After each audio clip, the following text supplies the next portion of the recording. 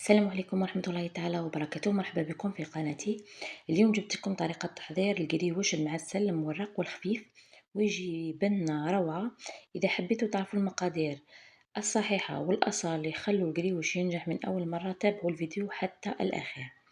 في بول هنا حطيت مغرف خمارة، مغرف صغيرة خمارة تاع العجين، مغرف صغيرة بيكربونات، وملعقة تاع أكل خل أبيض.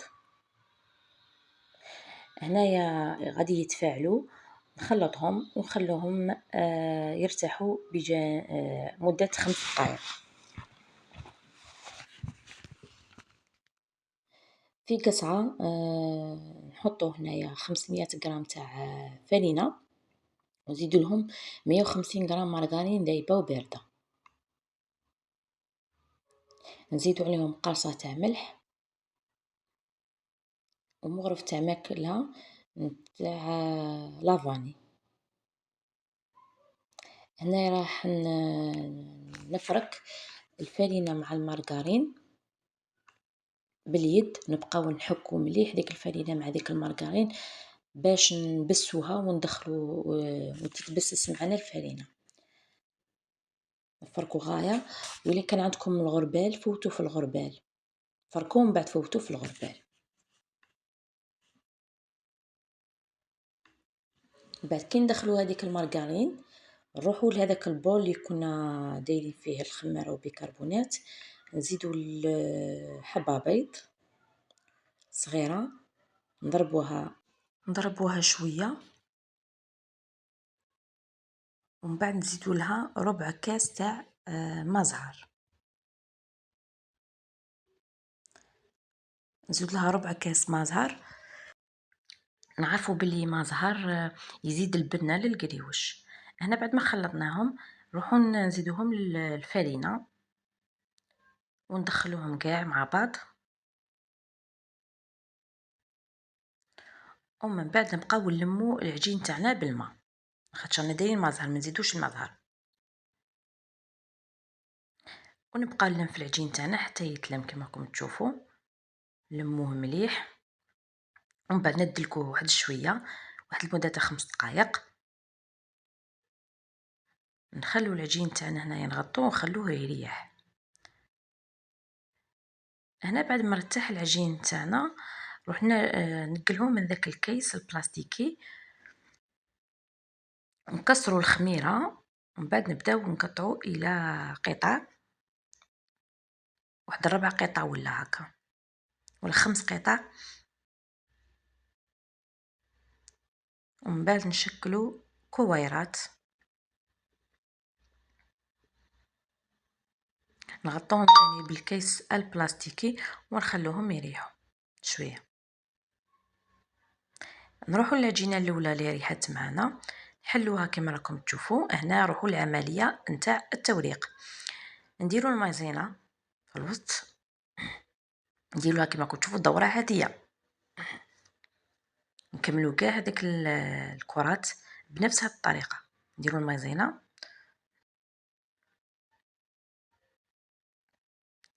ونديروا لها دوره عاديه، راكم تشوفوا راني ندير بالوحده ونخليها تريح. من بعد كي نكملوا كاع نروحوا للعجينه الاولى نبداو بها. نبداو بالعجينه الاولى نحلوها.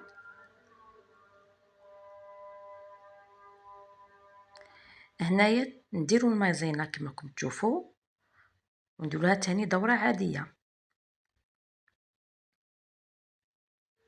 نحلو مليح من الفوق ومن التحت، نعرضوا العجين ونزيدوا نديروا المايزينا في الوسط،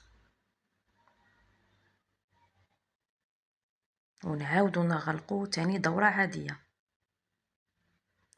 نديروا واحد 3 مرات هذه العمليه كما هكا. كل كره ندير لها 3 عمليات تاع دوره عاديه، وفي كل ما نحلو نديروا المايزينا. هذيك المايزينا هي اللي غادي تخلينا هذاك العجين يجي لنا مورق. كما كتشوفوا هنا العجين راهي ينحل معايا بكل سهوله مع اللي يريح مليح.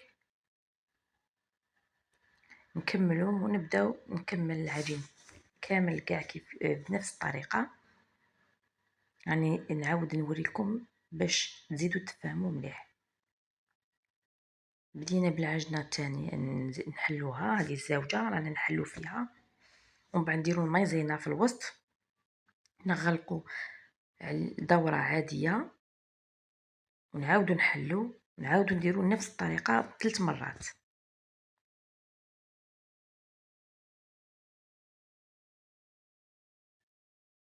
انا راني خاف باش منها تشوفوا منها تفهموا.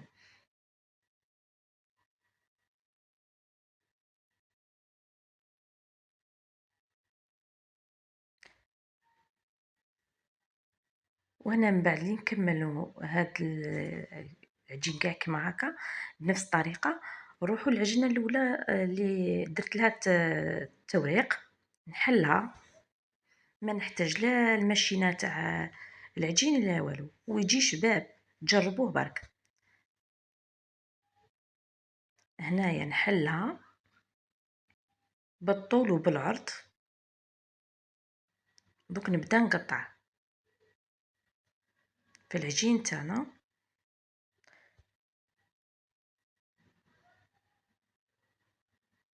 كما راكم تشوفوا جبت هذا الطابع. كاين اللي ما تبغيش هذا الطابع، انا نبغي هذا الطابع خاطر تجي الحبه ظريفه. وكلي تبغي دير الجراره دير بالجراره، وهي وكي تبغي تشكل، كل وحده وكيش تبغي. انا نعطيكم الطريقه وانتم كل وحده وكي تبغي. هنايا بديت نقطع فيهم كما راكم تشوفوا، تجي حبه واحده نكملهم ونبداو نشكلوا.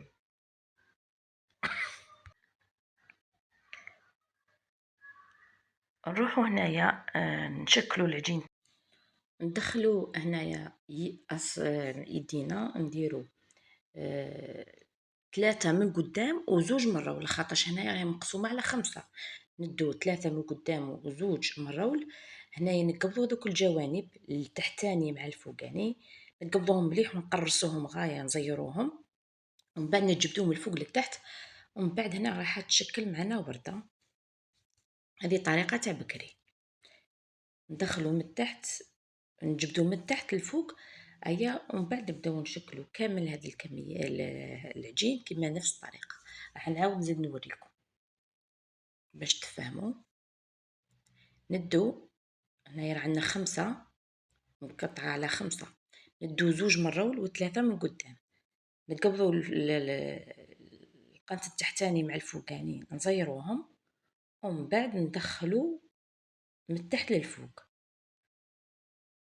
راح تشكل معنا ورده، ومن بعد نقرصوهم غايه، من بعد نقبلوا الجوانب نزيروهم مليح،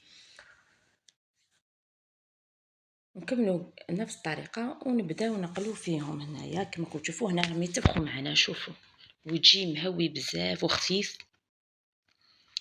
ان شاء الله برك تجربوه وتردوا لي كيف جاكم في التعليق. راني باغيه نعرف الا راكم تجربوا الوصفات ولا ما كنتوش تجربوهم، باسكو ما نشجع نشوف التعليقات تاعكم الا كاش حاجه ما كنتوش تفهموها ولا لا، ولا كنتم تفهموا واش راني نهضر، خاطرش نهضر ونعاود باش نفهمكم ونحوس نوصلكم معلومه باش ماذا بيا كاع ديروا كاع تنجحوا في هاد الوصفات اللي راني نمدهم لكم. هنايا كي نكملوا القريوش تاعنا، نسيت ما صورت لكمش المقطع باش نعسلوه. انا نعسلته وديته معايا، كانت عندي مناسبه ديته. نتوما تبغوا تعسلوه تبغوا ما تعسلوش دسوه، تولوا تعسلوه على حسب ما تبغوا. هذه ومن بعد تقلوا الجلجلان، يتقدم مع جلجلان محمص كتزيين. وهذه هي الوصفه تاع اليوم. وصلنا لنهاية الفيديو، نتمنى تكون الوصفة عجبتكم ونجحت معكم. ما تنسوش تدعموني بلايك واشتراك في القناة وتفعيل الجرس باش يوصلكم كل جديد. شكرا على المتابعة، ونلتقي في وصفة جديدة إن شاء الله. في أمان الله.